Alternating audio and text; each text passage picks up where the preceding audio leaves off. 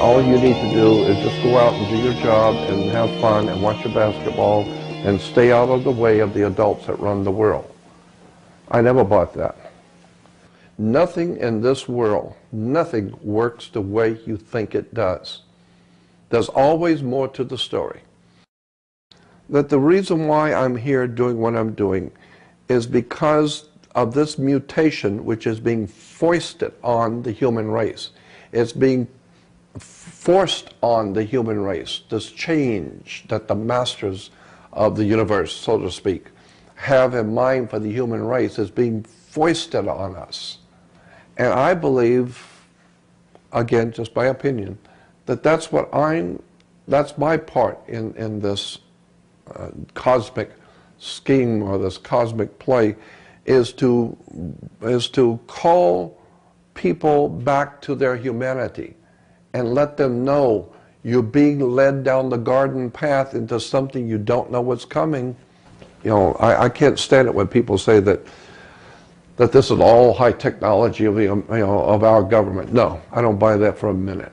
What I've seen with my own eyes, I don't buy it for a minute. If it has anything to do with our government, then what I have actually witnessed with my own eyes, if it has to do with U.S. government, then it means that the U.S. government is in league with extraterrestrials, because what I saw is extraterrestrial in origin.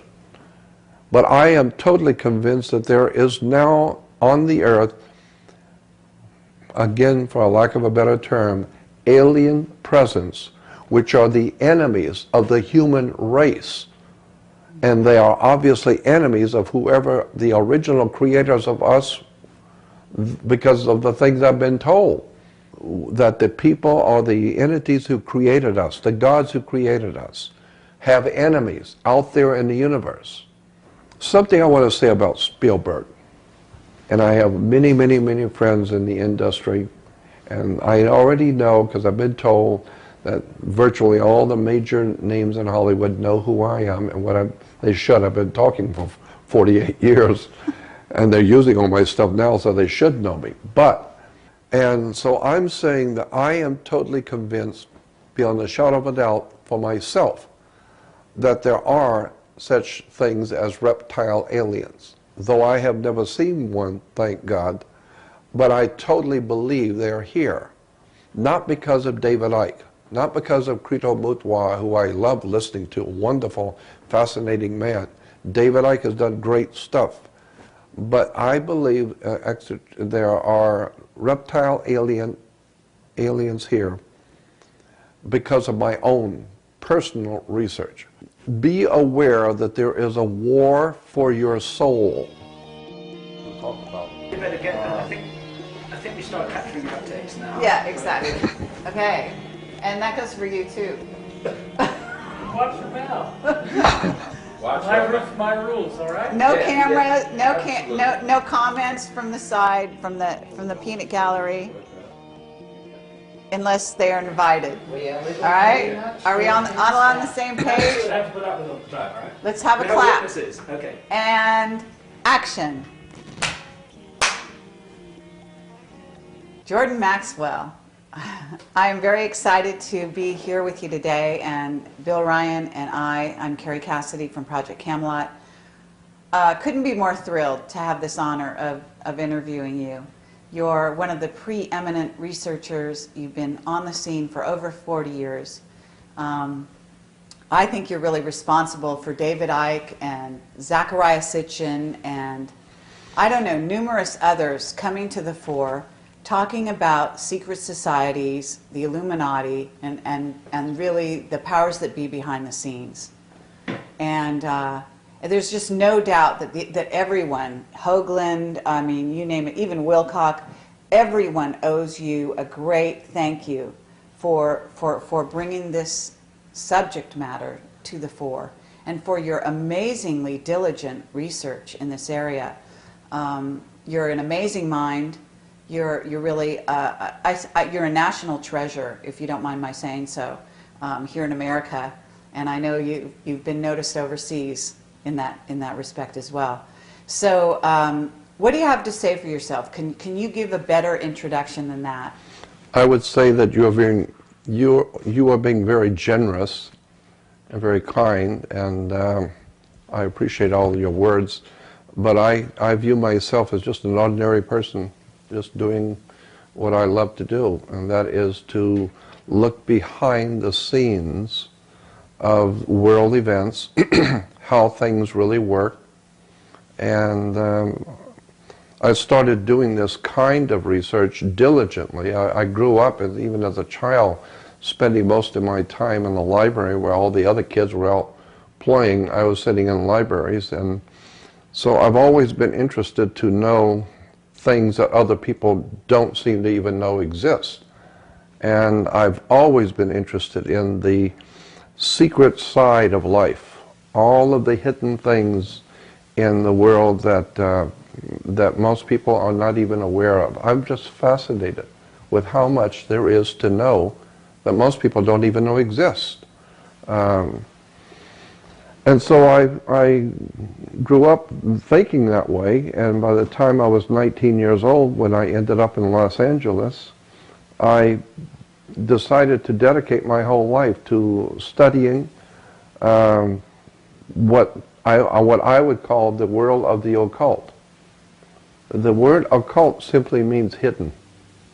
And so much of real knowledge and wisdom is hidden because the people who run this planet feel that true knowledge and wisdom of how the world really works is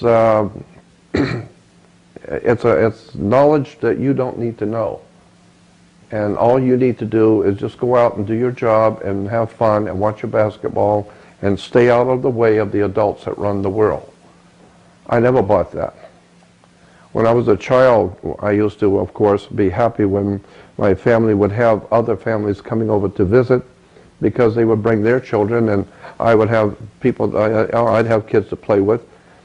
But after dinner, the women would always end up in a group and they're talking women talk. And my dad and his brothers and whoever else was there, all the men would go in the front room and smoke the cigars and have the wine and talk men talk. And so my dad and my uncle especially would always say, well, you kids go on out and play ball. And I would tell my uncle, because I loved my dad's brothers were wonderful. I loved them all. And so I would tell my uncle, I don't want to go out and play ball. I want to hear what you guys are talking about. Because I'm assuming if you want me to go out and play ball, that you're going to talk about something you don't want me to hear. I'm real curious to hear what you want to talk about that you don't want me to hear about. And so even as a kid... You used to say that to them. Yeah. Really, yeah. So you're incredibly precocious, basically. Yeah, and so what they would do is my uncle and my dad would say, well, we'll go out and play too. You know, acting like, okay, we don't need to talk about anything. So we would go out, and of course all the kids would now want to go out because my dad and my uncle is going to be playing with us. So we would all go out to play ball because now the adults were with us. And of course about 10 minutes into the game, my dad would get tired, you know, because he works all day, so he's tired and that kind of story. So he comes in, and then my uncle a few minutes later would come in. But now the kids we're playing ball, so now we're happy. I see that today. The President of the United States goes to the opening ball game and he throws out the first ball. That's Daddy throwing out the first ball for all the kids to be there. And all the kids are watching their little silly ball games. And then, of course, they would shoot into the audience of the ball games, and you see the movie stars and big-name politicians there watching the game. And I think, you know, I know what that is. It's just the guys who are running the planet want all the poor people, all the kids to know that we're adults who are running the world. We're human like you. We like to come out to the basketball game and see the ball games. And it kind of makes everyone feel kind of happy that our national leaders and our movie stars are like us. They love the ball games too. I never fell for that. I know what's going on. These guys couldn't care less. But it's just politics. It's just, you know, go out and let the people see that you are human like everyone else. I never bought it. I want to know about what these guys are talking about at 2 o'clock in the morning when everyone else is asleep. That's when these guys talk. Absolutely. Can you possibly feel comfortable enough to share what you shared with us last night about the meeting with that very special person? The one with yeah, I know what you're saying. I'm just trying to think, am I comfortable talking about it? I understand. Well, let me go on first and lay some more foundation. All right. So it didn't take me very long to figure out that so much of what is going on, humans are not being told. We are not being told the real truth. And I'm going to, a couple of things in particular I want you to know, and I want you to remember. Nothing in this world, nothing works the way you think it does. There's always more to the story. You hear about some marriage breaking up, and the husband did this, the wife did that, and it's very obvious what happened. No, it's not obvious what happened. There's a lot more to the story you don't know. You don't know her background, her past. You don't know his past. You don't know what was going on in the family. You have no idea. So nothing is simple. This is why you have courts. So I found that nothing in this world operates the way you think it does. Banks do not loan money. Governments are not empowered to protect you. Police department is not there to serve you. Institutions of higher learning, colleges and educational institutes are not there to educate you. The entire superstructure of civilization in the Western world is a combination of brilliantly put together and planned, well-planned schemes to direct the minds of the people in such a way as to serve their masters. And I've known that for a long time. And one of the biggest tools in the hands of the masters who run this world is Hollywood. Hollywood is an incredible story. I've said this, and maybe many hearing me now have heard me say this, but I'll say it again, that the white man's establishment comes from Europe. And in northern, southern, well, all four, Northeast, South, and Western Europe, even at the time of the Roman Empire and before, that whole section of Europe that we call the center for the white man's presence on the earth was quite literally ruled over, ancient Europe was ruled over by a priesthood called the Druids. And the Druids were they were the ministers, the priests, the judges, the lawyers, they were the religious leaders. So there was a priesthood that dominated Europe. It still does. Europe is still a Druidic country, and America is a Druidic country. And unless you understand the Druidic system, then you're never going to figure out what's going on in America and England. But one of the most important symbols in the Druid system was a magic wand, like Merlin, the magician with the magic wand, and also the orchestra leaders and conductors always have a magic wand, and you have better play to the tune of the master. He directs you to play, and he directs you to stop with the magic wand. So you're dancing to his music, okay? Magic wands were always made out of the wood of a holly tree. It's made out of Hollywood. And Hollywood is a Druidic establishment.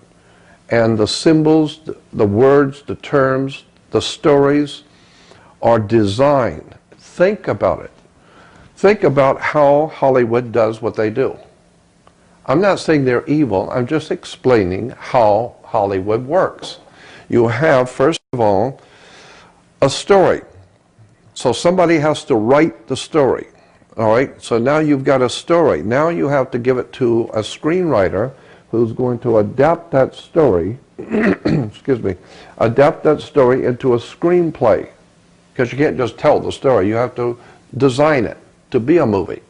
Now once you do that, then you're going to have the actors, very important actors, because you're going to need people to act the part. And so it doesn't mean that they actually have human feelings. No, they're being paid to act like they care, to act like they love someone. It's an act. And so you're paying actors to act out the part that the screenwriters have written, and you want to make sure the actors do it just right. So you have to have a director, and he's going to direct everything you say and do the way he wants it said. Then you have, of course, the producer, and he's also subjected to the executive producer who's producing the money. And so all of this is a whole system of putting together a system of a story that tells you a story. It causes you to think in terms of what you just saw, so that people go out from the movie and think in their minds, this is the way you normally would react to a situation, the way that the guy in the movie did. And so that's why today, in the Western civilization, especially in the West, our ability to work with each other and live together as humans is so screwed up. Because we've been watching so much television and so many movies and so much silliness coming out of Hollywood, so much violence and sex and drugs and all the rest of it, that people have no idea in the world how to live anymore. They've lost their humanity. Okay, so you're saying that in many ways Hollywood movies and television are actually sort of doing behavior modification Precisely. on people to get them to behave in certain ways to think is socially acceptable, and then people actually go out and they act the way they're supposed to act rather than the way they really feel in any given situation. Exactly. Precisely. So it cements yes. the social structure. That's it. And I do understand that. Would you also talk about how movies are revealing the Illuminati agenda? Oh, God, yes. What a story that is. Absolutely. Even more so than you know. Even more so than you suspect. I have been looking at one subject for, well, since 1967. In Glendale, California, let me preface this. In Glendale, California, in 1967, I was researching communism for a lecture I was going to give, and I went to a World Book Encyclopedia, and there was a picture of the national coat of arms of the Soviet Union and the Soviet flag. And that was in 67. Well, I started speaking to small little groups in 60. So for 7 years I'd already been talking to little mom and pop groups and little library rooms and all that, and little bookstores and all that kind of thing. But it was in 67 that I came across a symbol which was the national coat of arms of the Soviet Union. And I was familiar by that time with a particular term that the communists have used, the Nazis have used, the British have used, the Americans have used.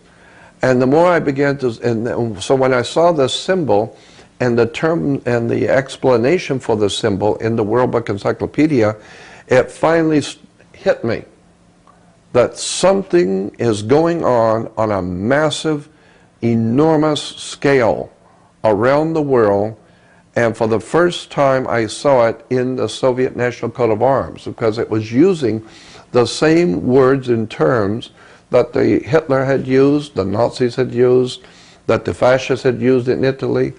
And now as I begin to look, the people of India used it, the governments around the world are using the same symbol. And so I knew that I had stumbled upon something of profound significance. I didn't know what it was, but I already knew, I had a gut feeling that something is really big going on the earth. And the Soviet national coat of arms was what triggered my catching it.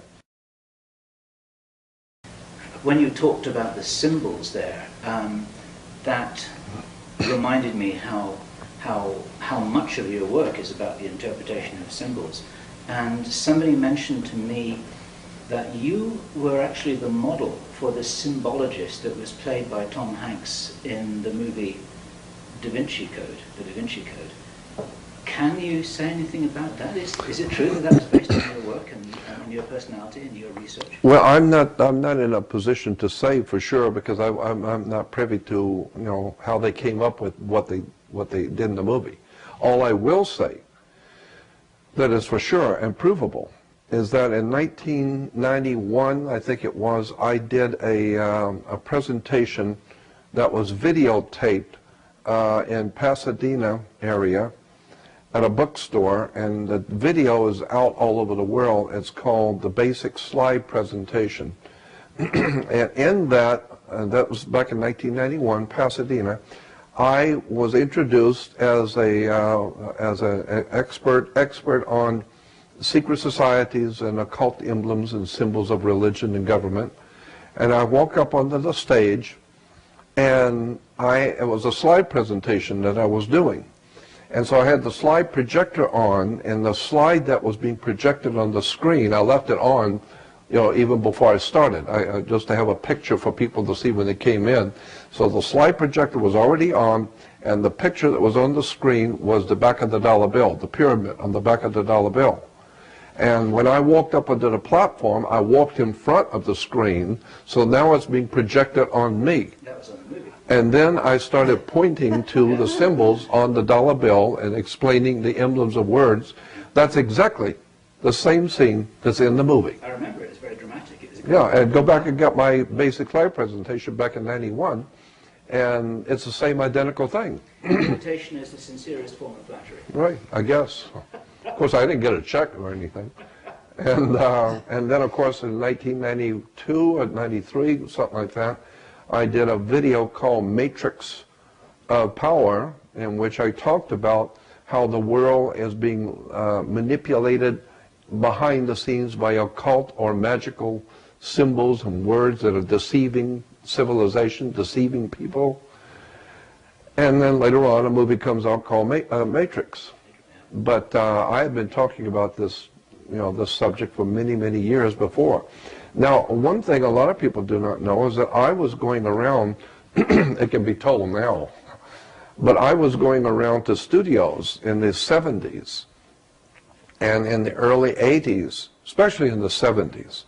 I was going around to all the motion picture studios at nighttime, or groups, working class people in the studios would have me come in and do a presentation, slide projector, you know, just a little Mickey Mouse operation, slide projector, throw up a screen, and I would give lectures on Bible codes, Knights Templars, secret societies, and those kind of arcane subjects.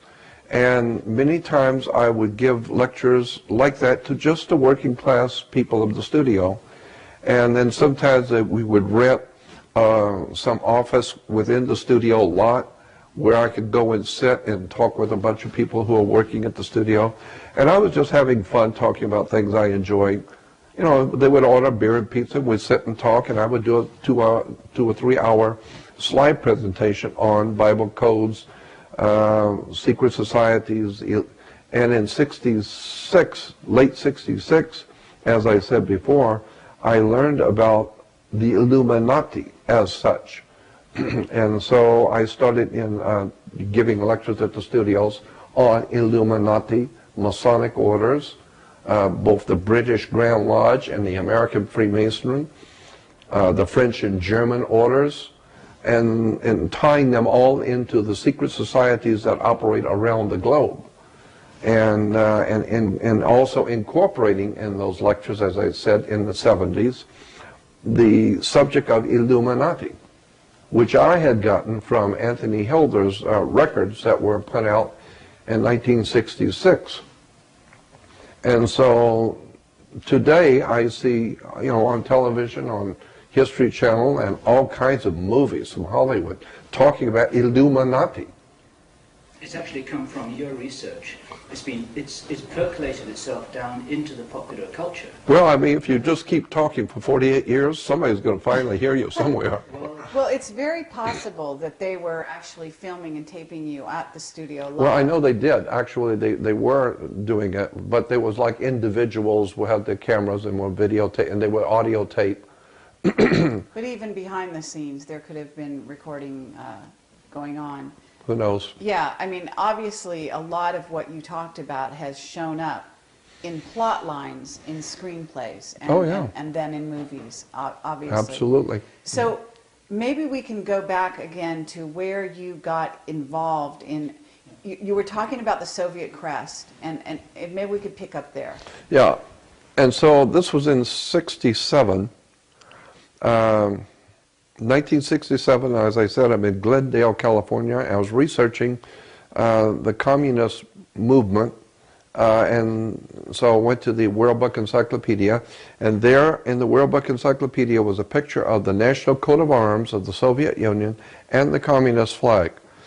And I already understood the symbols of the communist flag, but my eye caught that national coat of arms, and I saw in that symbol something I had seen the Nazis use, all the great nations of the world have used, all the presidents of the United States in their inaugural addresses use the same words and terms, all the senators and congressmen when they're running for office use that same term, that same symbol. And so I knew I had stumbled upon something of profound significance. I just didn't know what it meant, but I knew it's important. This is in '67. And so since '67, I have been researching this one term, this one symbol, and the more I find on it, the more I'm amazed at how much there is out there on this one secret symbol that nobody is aware that's right in front of you. It's one of those incredibly fantastic stories of something that is so awesome in scope, and it's sitting right in front of you, and you never saw it. That's how clever these guys are. So what are you talking about? Because you said there, I mean, we're going to put it on the screen. There's two mountains and a rising sun. Right. Is that right? Right. So what are the words, and what does this mean? But in order, look at, just to be able to see it, which you will be able to put into the video, but just to be able to see it is not sufficient. You need about 25 or 30 years of research to understand the significance of what you're seeing and what it actually means. So you'll be able to show it, and it will be something of interest that people will pick up on. But believe me, there's a bigger story yet. So when you are hearing the term Illuminati, or the concepts of secret societies, occult orders, and all that kind of thing, it's actually much bigger than you think. There's something far bigger going on the earth that most people are not aware of. Are we talking about the rising sun? Are we talking about the rising of the New World Order? We're talking exactly. We're also talking about something else, aren't we? Yes, that's right. Something very big. Something more. Something goes all the way back into BC, back into the ancient world. Zachariah Sitchin and I have talked about this. At one time, I was in business with Zachariah Sitchin. I helped send him to different countries, and we were going to do a television, a 13-week mini special I was going to do with Zach. And Zachariah Sitchin has been my dear friend and a brilliant man, and I was so impressed with him, I talked him into signing a contract with me to do a 13-week miniseries for television.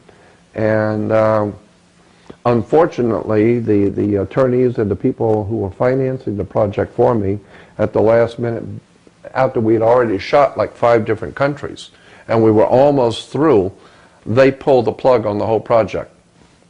So it wasn't Zach's fault, it wasn't my fault, it was the people who were financing it, they faltered. But I've had a lot of opportunities to talk to Zachariah about things which I'm interested in. And I've learned a lot talking to him in private, which will unfortunately have to stay private. But Okay, so you're not able to tell anything about something that he told you that was actually very well, significant? no, it's just that the symbol I'm talking about is on the National Coat of Arms of the Soviet Union. So I would say anyone who's interested in this, look at the symbols on the National Coat of Arms and study it. Don't just look at it, but look at all the implications of it, and then follow the other pictures that I have that I will give you, with each one's a step closer and another step closer to it, and keeps going. And I think there's about 6 or 7 pictures. Okay, but it also links up with the Japanese, the use of this red sun, also the Right. sun that was in Obama's inauguration Exactly. in the background. What about the Pittsburgh G20 summit?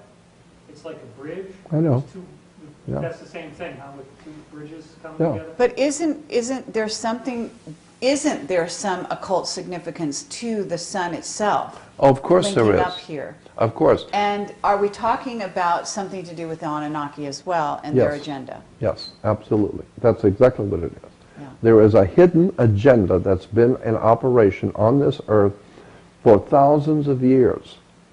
And see, I'm at a disadvantage because I'm trying to explain something to an audience who has not been where I've been and seen what I have. And so I'm having a difficulty trying to legitimize what I'm saying if you haven't seen what I've seen. And so, Okay, well, that's part of the purpose of the interview. I mean, we are Camelot. We have a lot of background information already on our site, as you know. And so in many ways, the people that are watching this will have seen, they'll have been already educated if they weren't, to begin with. I understand. By Camelot, by the other people that have come before you. But I think it's very significant that we're talking now. And I think that what we've touched on here is like, this is the beginning of a revealing that most people are not aware of. And obviously, you've got that story, okay? I'll tell you, no matter how well prepared and how well read you are, I will guarantee you've not heard the story. Okay. I have a story no one's heard. And I've been looking at it since '67. So we're talking about what, how many years is that? 67 to 2007? That's what, 40 years? Yeah.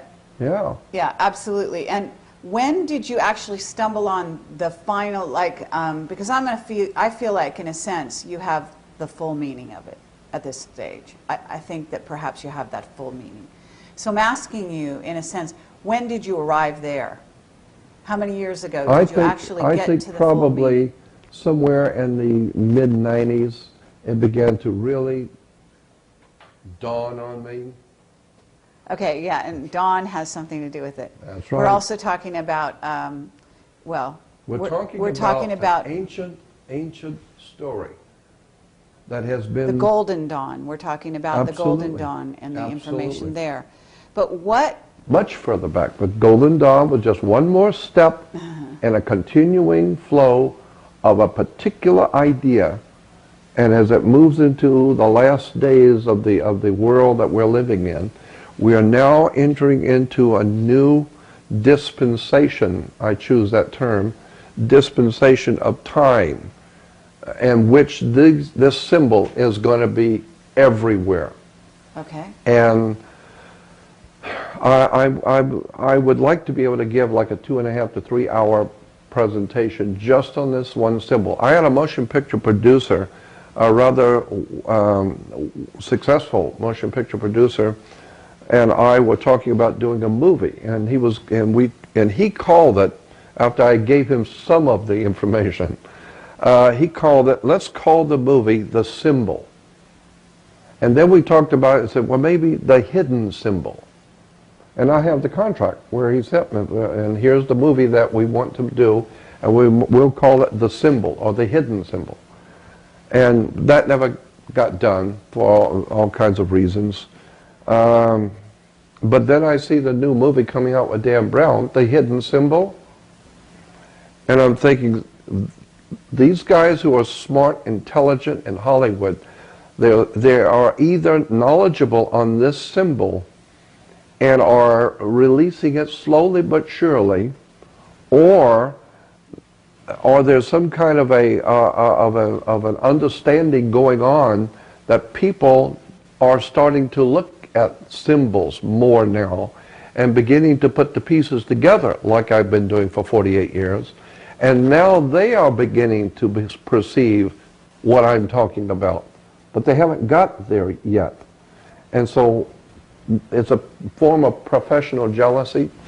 I would like to be the one that presents my work before Warner Brothers gets a hold of it from somebody else. Well, I mean, here's your opportunity. So anything you hold back at this point, I mean, really, you do so at your own risk, in a sense. I understand. Because this is an opportunity, and we are really coming close to the juncture, I mean, 2012 and beyond, Right. where this agenda is really coming to the fore. I know. So And it's just not incredible. Watching I it. mean, it's amazing that you've been watching this thing with full For 40 years I've been watching it awareness coming. Right. as to each step, each rollout. And so, take us down the path. All Tell the us- presidents of the United States, all of them, have used the same terms. From George Washington, the terms he used and the things he said were taken directly from the ancient prehistoric world of the Anunnaki, the ancient gods, from the ancient Sumerians, Babylonians, Phoenician Canaanites, ancient Greece, ancient Rome. They all use the same word in the same term. Okay, what is the term? What are the terms? The term is the dawn of the new day. Okay. And the concept of the dawn of a new day is the sun rising between two mountains. And this goes back to the beginning of Christianity in the 4th century when Constantine codified the religion called Christianity. Christianity is nothing more than, in my opinion, Christianity is the most popular rendition of the ancient cult story. This ancient thing that for thousands of years has been hidden from people, but the masters of the world, the kings and rulers have all understood. Christianity is telling you the same story, but you don't see it. So people are fixated on Jesus and on his ministry and never for a moment suspect that the entire story is the same ancient story that's been told by so many ancient cultures and is today part of the New World Order, Illuminati, Masonic orders around the earth. The entire superstructure of Western civilization has bought into this most ancient story, never realizing for a moment what they're doing. Okay, I have some clues along the lines of this, and I have to say, you're really talking about the rise of the sun of Anu, Exactly. you're talking about, I don't know if it's Marduk, but it's Orion, the son of Orion. Can you tell me? Now you're getting close, right? Okay, Right. this is him coming actually to come back to sit on the throne and to rule the world, and so maybe you can sort of start to paint that picture because now is he coming in a craft? Well, Is I this don't know. depicted? Maybe I would not be a bit surprised if they're already here, just waiting. Okay, They don't have to come. They're already here. All That's right. what Steven Spielberg said right. in his War of the Worlds. They're not coming. They're already here. That's And right. they popped up from out under the street. Symbolically, what Hollywood and Steven Spielberg are saying, they're right under your feet. They're right under the Well, city. according to Bob Dean, they're walking the halls of the Pentagon. I wouldn't be a bit surprised. Yeah. So we certainly have witness testimony in that area. I'm going to do a presentation on this very soon. I already have about a 3-hour presentation already ready to go that I But want to Okay, but is this explain it. ruler coming to kind of take control? Is this a positive thing in your view or a negative thing? I think negative. Okay. I think very negative. But the whole world is sucking it up. They love it, never realizing the full implications of what's being said. It's like some kids going into Hollywood, leaving home and they're going to Hollywood. They're going to be in the motion picture capital of the world, never realizing, no, the streets of Hollywood in this city is not some place for an innocent kid. You're getting yourself involved in something you have no idea in the world how bad it really is. And I think that so many people have bought into the different religious orders, Jehovah's Witnesses, Christadelphians, Worldwide Church of God, Mormon Church. All of these are part and parcel of a larger world movement that's been planned for a long time. And where the world, especially in the Western world, I'm talking mostly in the Western world, because the Arabic world is also heavily involved in this, but that's a different subject. But for the moment, Western civilization is just going over going over the wall with this thing. Everybody has bought into it. You're seeing it in politics. About, I mean, it's in the Japanese flag, so there has to be some acquiescence there with China. Oh yeah, absolutely. They're all using it, and they're all buying into this whole new order of the world, never realizing what this actually implies. The very term Novus Ordo Seclorum on the back of the dollar bill, that comes from the Roman poet Virgil. In ancient Rome, there was a poet that was appointed by the court of Rome to write poetry for Caesar. And of course, if you're going to write poetry for Caesar, you want to write something nice that he will like. So Virgil, in one of his poems called Aeneid, wrote about the time when there would come a great world ruler in the seat of Caesar. But this ruler would be awesome in power, to be far more than any man could ever be. And that time when he would come, the sun would rise on a Novus Ordo Seclorum, a new world order. And when that one comes, it would be the beginning of a whole new civilization. And the term that Virgil used in Latin was Novus Ordo Seclorum, a new order of the world. Now, when you get into this subject, which now you have to get to the Hebrew and Jewish religion, where Judaism comes from, where Christianity comes from, where Islam actually comes from, and trace back like Zachariah Sitchin has done for us. And he's not the only one. There are many who have written on this subject of the ancient world and the symbols and words and terms and theologies that's come down to us for thousands of years. There's just so much we could talk about that without pictures, without the ability to show the audience what I'm talking about, it's a little difficult. But I'm going to be doing a series on it. I've already got it. But basically, we're talking about the beginning of a reign with this king who is a son. Right. And he's basically going to take control of the world. Of the whole earth. Yeah.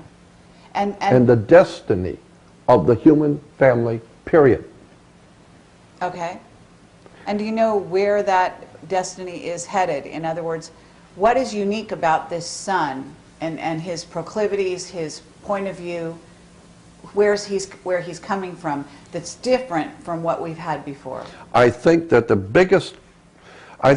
agenda of this one who is to come is to mutate the human race.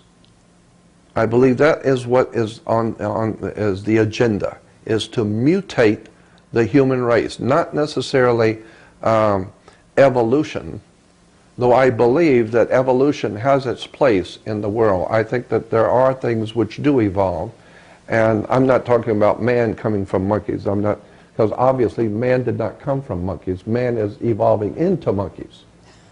And so that's